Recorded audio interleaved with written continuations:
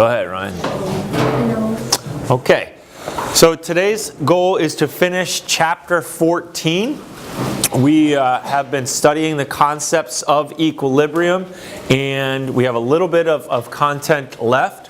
We have at least one more example of solving equilibrium problems, picking up with where we left off class last time. And then we have an entirely new concept to cover at the tail end of class.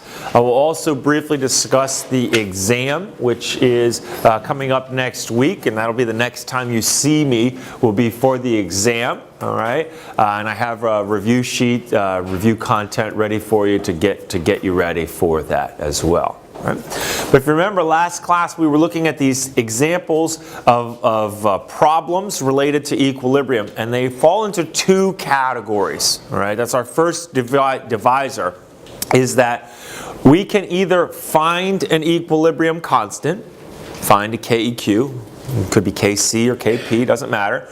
Or we can find the conditions at equilibrium. That's as simple as that. All right, that's the first distinction between the two categories of problems. And then in each of those categories, there are really two versions. A problem where you're really just looking at all the equilibrium conditions tied together. All right, and so you're really finding the one missing piece. All right, that's the easier version. Or you're given information about where this system began, what its initial conditions were, and then you're asked about something at equilibrium, either the equilibrium constant or the conditions at equilibrium. All right, and so again, that's a pretty clear distinction as to which category you're in. If the initial conditions are mentioned at all, you're in that sort of more advanced case, and you're using a reaction table. Always, always, always with those problems. All right?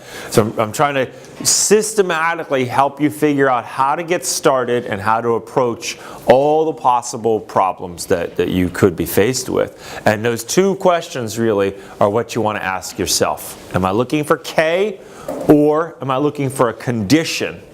And then, am I only dealing with equilibrium, or do I have initial information and I'm worried about equilibrium? Okay, and that's all you need to set you on the right path. Okay, so let's do another problem that follows up where we left off class with these reaction tables. So our new reaction to work with is 2 hydrogen sulfide, 2H2S gas, in equilibrium with 2 hydrogen, H2 gas, and sulfur, S2. The equilibrium constant for this reaction is 1.08 times 10 to the negative 7. All right. If we place 0.8 molar H2S into a vessel and allow it to equilibrate, what concentration, okay, or rather what will be, let's say, the concentration of each species at equilibrium?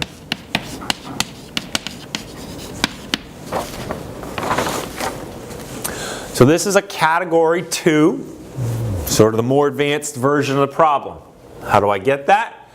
I'm asked what will be the concentration. That's the question right there.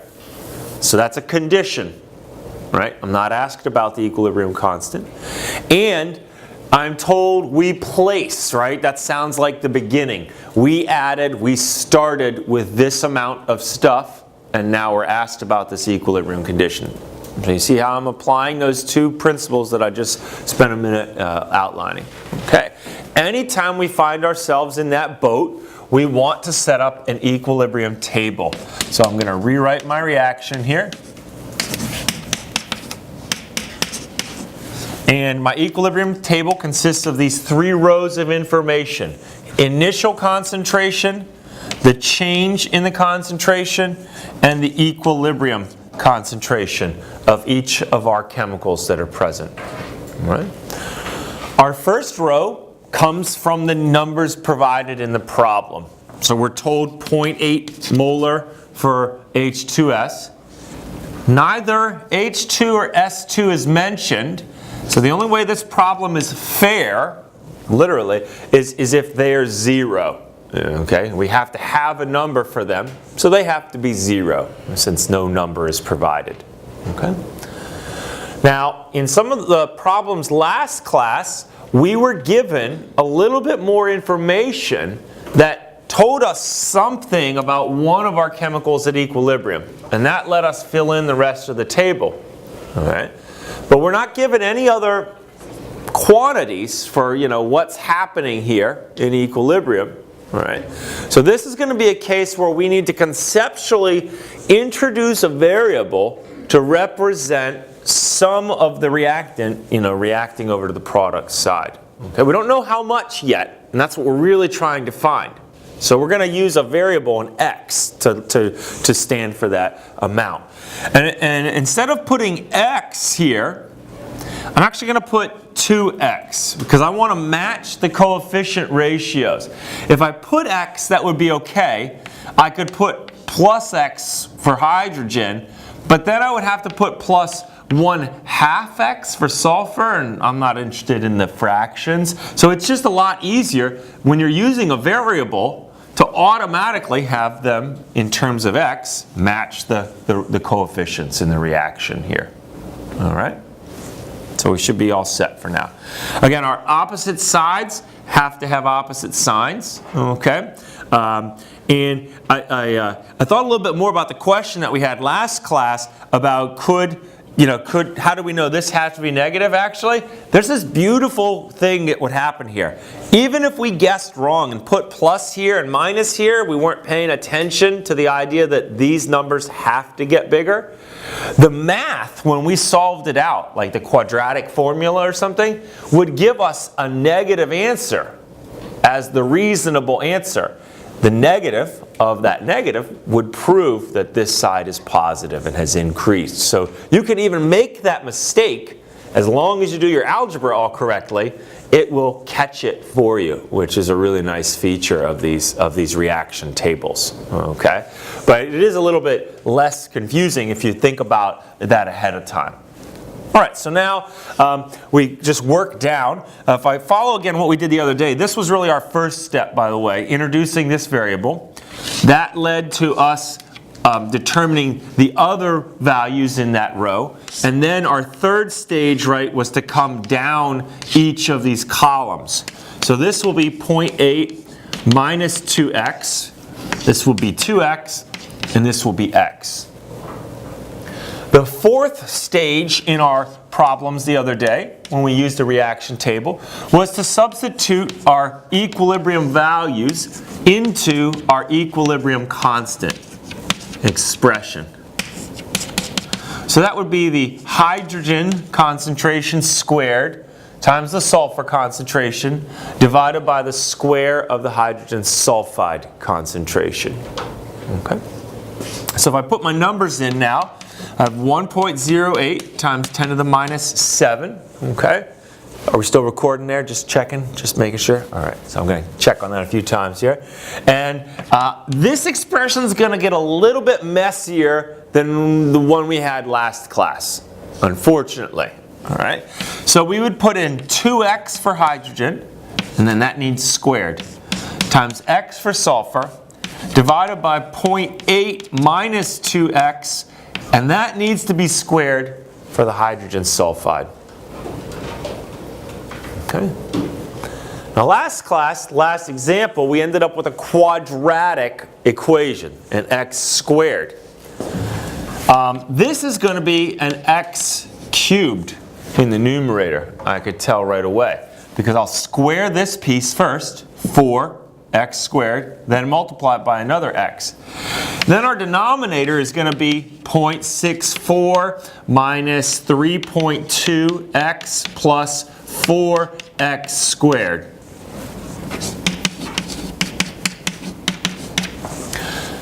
And ultimately, when I do all the shuffling, this is going to equal 0, when I isolate everything on one side, is equal to 4x cubed minus 4.32 times 10 to the minus 7 times x squared, all right, plus 3.46 times 10 to the minus 7 times x minus 6.91 times 10 to the minus 8. Potentially, there are 3 solutions now, right? An x squared equation has 2 solutions, 2 roots. An x cubed has potentially 3 roots, depending on its shape. Uh-oh. This is not getting any better than what we had last class, that's for sure. All right. And this would be really challenging to solve, I'll be honest. All right. The quadratic formula can't help us because the quadratic formula is only good for an x squared formula, okay, or equation, right? There is no analogous formula for a cubic equation where you can plug in the A, B, C, and D in this case. It doesn't exist. All right. So what are we to do? How are we to get the answers that we need for our problem over here? All right. Well, if you had a graphing calculator, you could use the graphing calculator to solve for the roots here. A lot of graphing calculators do that. All right. I see a lot of them around the room, luckily. Okay. But you don't have to have one of those for this class. All right. And I prefer not to do that either. Okay. The reason we got into this mess here, or maybe I should take a different approach. We can avoid this entire mess, actually, if we stop and think a little bit about the chemistry that's being described in this reaction here.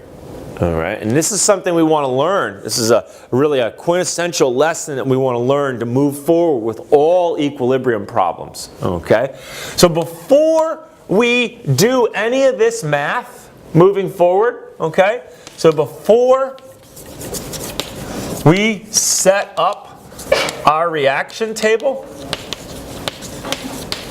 we should consider the size of our equilibrium constant. It's the size of our KEQ. One of the first days that we covered equilibrium in this chapter, I divided equilibrium constants on a numerical scale into 2 halves. Does anybody remember roughly what they were? An equilibrium constant can be either or, right, large or small, right? And there was a difference between the meaning of those things. Our large equilibrium constants are ones that they mean the system loves its product side. It takes its reactants, in other words, and successfully moves them over to the product side. But a small equilibrium constant is a system that loves its reactant side, and it lives over here. So if you start with a whole bunch of your reactants, you end with a whole bunch of reactants, and it looks like nothing really happened. Okay? Right. So I've done the silly eraser analogy thing, right? With the pile of erasers, and we move some over there. Okay? So imagine we came in and had a pile of 800 erasers here waiting as our reactants. But only 1 or 2 of them moved over to that side. Okay? That's going to be a very small equilibrium constant. And you know, if I made you close your eyes while I moved the 1 or 2 erasers over and then you reopened them, would you honestly be able to tell the difference between 800 and 798 erasers here? No. And I said, well, how many are there? You'd say it's still pretty much 800, right? Okay. So that is the justification for us to make a simplification in this problem here. All right? Anytime we have a really tiny, I hope you agree, this is a really tiny equilibrium constant, 10 to the negative 7, okay? The amount of reactants that we lose is going to be basically undiscernible from what we're starting with. You just told me you wouldn't be able to tell the difference between the 798 and the 800, okay? All right? And so it's gonna be worth our while, so to speak, to approximate this number as still being 0.8, is what it started out as, okay? And that number is the source of our problem. That 0.8 minus 2x is what led to this right here, which is what led to these ugly terms in the middle of this problem right here. So by justifying a reason, coming up with a reason to ignore that, we're going to make the math a whole lot easier. All right. We're still going to get a really, really accurate, close to the true answer. I'll show you I'll share that with you in the end. Okay. So now we're going to put all that down. So before we even start, we want to look at the size of our equilibrium constant. When Kc is very small, okay, for our purposes, that means, Keq, this should be when Keq is very small. So for our purposes, that's pretty much any time your equilibrium constant is going to be 10 to the negative 4 or smaller. Okay, that's the very small category. All right. The amount of reactants that actually move to the product side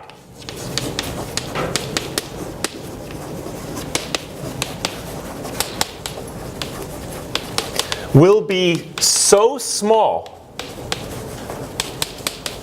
that we can ignore its loss.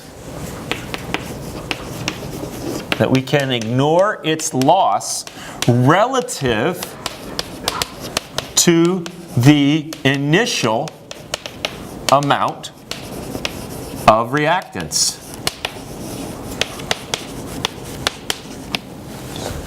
In other words, what we're saying is that the equilibrium amount of our reactant is pretty much approximately still going to be equal to whatever the initial amount of reactants were. Okay? And this, using this in the reaction table, is known as the approximation method.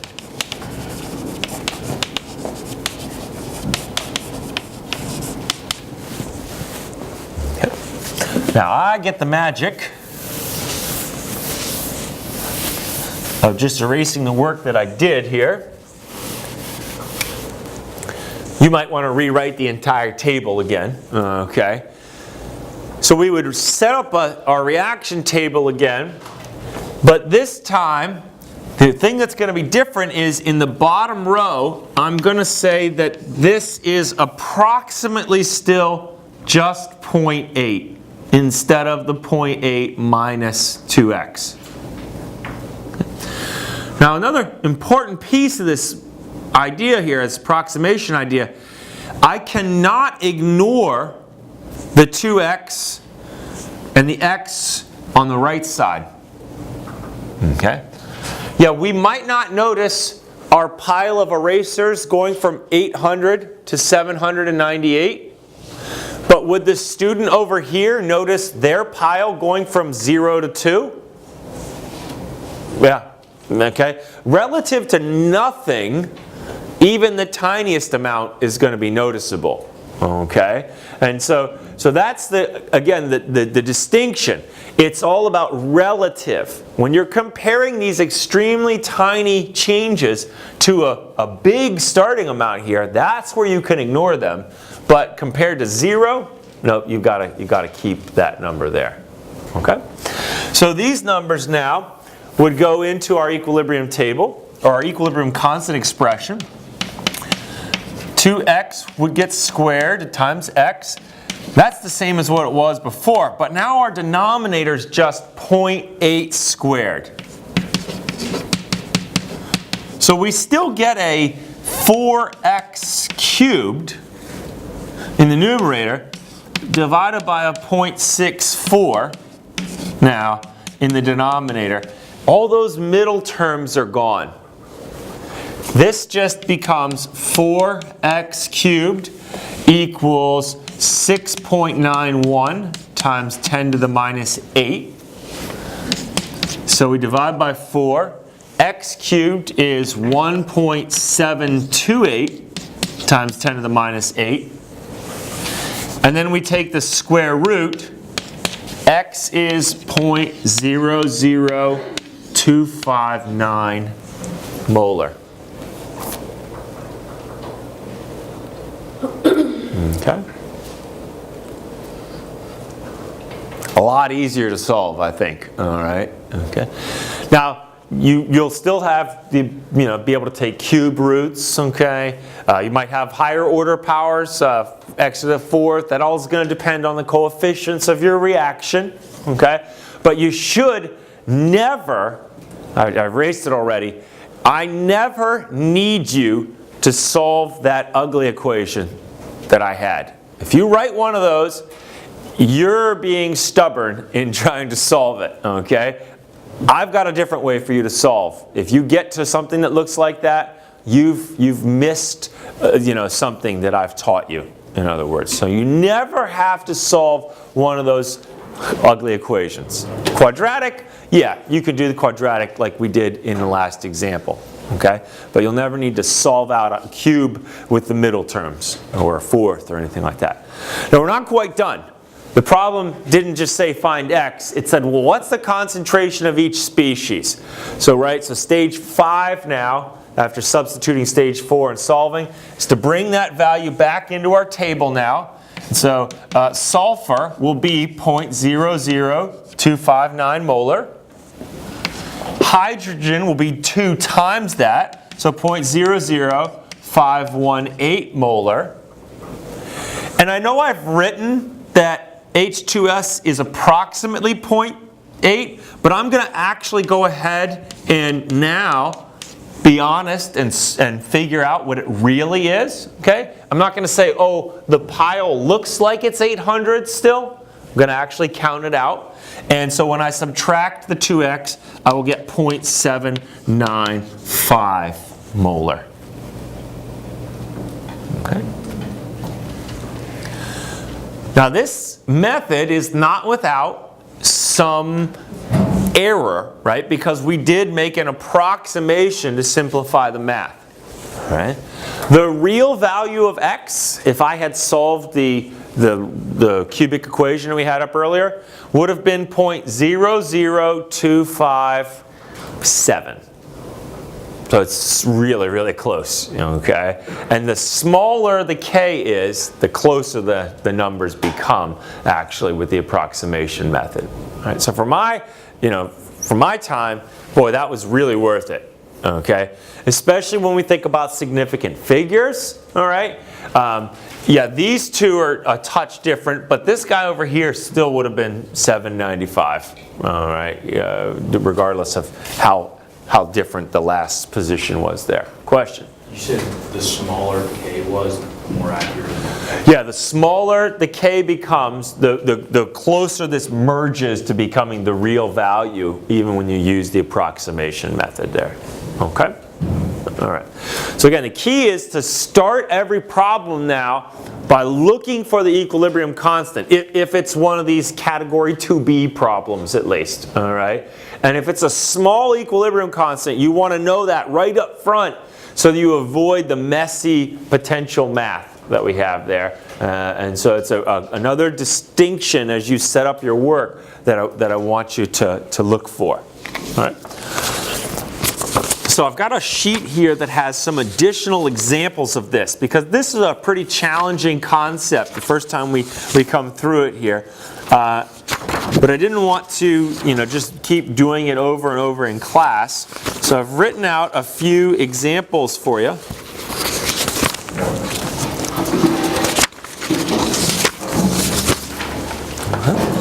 The side that's coming out face up has two examples about equilibrium problems. The first is similar to what we just did. It's another case of the approximation method being used. All right? The other side says Lachat Li's principle. That's not the side I'm looking at right now. I'm looking at the side that says a couple more equilibrium examples. Okay? So I would really like you to put these into your notes. Okay, rather than me taking the time to write them out on the board, I want you to add these into your notes. Don't just say, oh, I'll just read them. You literally, I could find gobs of data that state my case that you won't learn it as well if you just read it off this sheet of paper versus if you copy it into your notes on your own. Okay, so you could see roughly how much paper you need in your notes to do that. So if I'm sitting there with my notebook, I'm going to leave a full page essentially, or more maybe if you write bigger than 11-point Calibri font in your notes. And then you'll add these into your notes, okay? And of course, what you could see is the red sort of shows you my logic, what I would orally be explaining as we set up the problem and work through it there. The bottom one's a neat case. It looks like we're out of luck because we can't use the approximation method. It's got a larger equilibrium constant, 4.4. But when we set it up, if you read through this, we get a special mathematical case where the right side of our expression here is a perfect square in the numerator and a perfect square in the denominator. And you can simply take the square root to get rid of the x squared that's there. But you have to take the square root of both sides in doing that. So it doesn't happen that often, but depending on what the coefficients are, again, sometimes you sort of luck into other methods to simplify the math that you're going to encounter in these equilibrium systems. All right? Okay. So I hope you'll add those two to your notes then.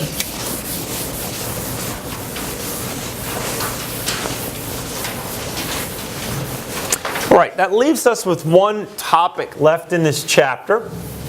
Fairly important in that it's, again, while we're being introduced to it in the general concept of equilibrium right now, it's going to come back in another chapter or two and play an important role when we look at some of the specific categories of equilibrium, in particular acid-base chemistry. That's where we're headed in our next chapter after we take our exam next week. Okay? All right. And this topic is known as Lachat Li's principle, or Lachat Li is a more sort of American way, I guess, to say this French name. Okay? That's L-E-C-H-A-T-E-L-I-E-R apostrophe S, Lachat Li. Okay? So Lachat Li's principle explains how reaction systems at equilibrium behave when they are what we say disturbed by some external change. Okay? So a reaction system reaches its equilibrium point, right? That's its goal. It's guiding, sort of North Star, if you want. We use that compass analogy when we talked about reaction quotients. They guide us to the equilibrium constant, right? But what happens if something messes that balance up? We've achieved a nice product to reactant ratio, what we want, and then something else comes in and ruins that for us. Okay? Lachat Li's principle tells us how to figure out what happens. Okay? And the principle is pretty basic. It says that a reaction system will shift itself